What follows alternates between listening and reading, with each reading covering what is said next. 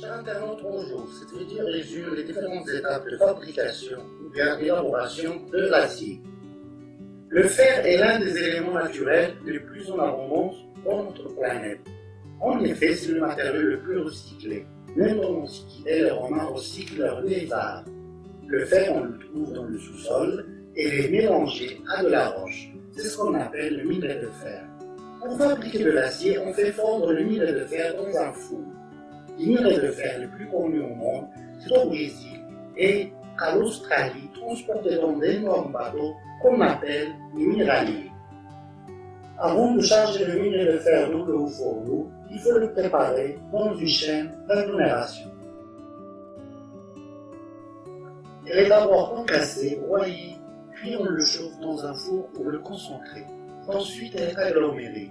On obtient ainsi une sorte de gâteau poreux et rigide qu'on va fondre au fourneau avec du coke. Le coke est un combustible puissant fabriqué à partir du charbon. Le coke, c'est au fait du carbone presque pur. Et c'est ce carbone qui va nous permettre de séparer l'oxygène du fer. Enfin, on achemine le coke et le minerai vers le haut fourneau.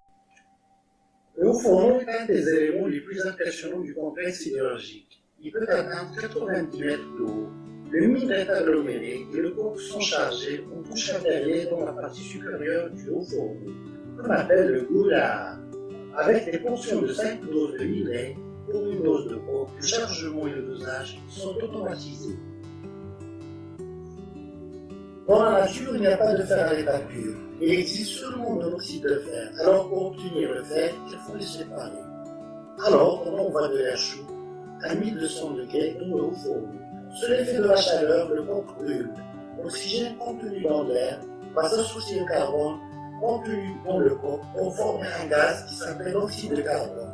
La particularité de l'oxyde de carbone est capture l'oxygène en contact avec l'oxyde de fer. Le fer est isolé sous l'effet de la chaleur. Le fer devient liquide et s'est mélangé au peu de carbone qui n'est pas brûlé. À la sortie du fourneau, on a un métal liquide constitué de 96% de fer et 4% de carbone, c'est de la fonte. On transporte la fonte du fourneau à l'acierie.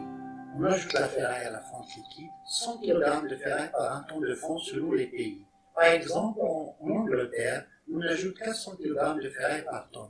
On met la ferraille plus la fonte liquide dans un convertisseur.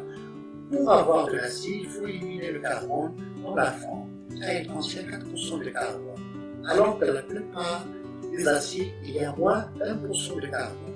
Il faut donc brûler ce carbone en injectant dans le convertisseur de l'oxygène pur. Et en injectant de l'oxygène dans le convertisseur, s'associe avec le carbone, forme l'oxyde de carbone. Grâce à l'oxygène, on se débarrasse du soufre, du silicium et du phosphore. Alors on ajoute de la ferraille.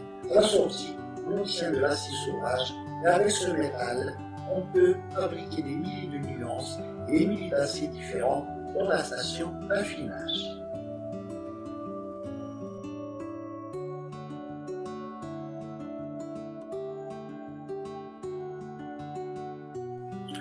La station d'affinage, c'est la grande cuisine. Afin de décarburer l'acier sauvage, on injecte dans l'appareil de l'oxygène et du argon.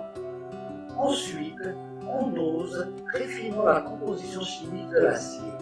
Et pour certaines, on ajoute le chrome, molybdène, titane ou le nickel. Selon la recette, le métal sera plus ou moins résistant, élastique, malléable. En plus, il pourra être inoxydable.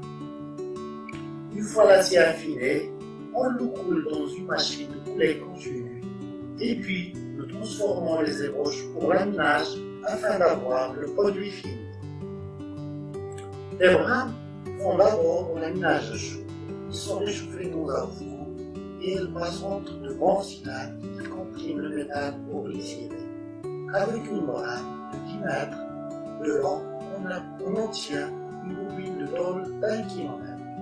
Ces bobines seront laminées à froid pour être encore plus minces. Certaines tôles sont ensuite couvertes d'une couche de zinc, d'étain ou du chrome qui le protège de la corrosion. Ces tôles sont utilisées par exemple pour la fabrication de la carrosserie des voitures.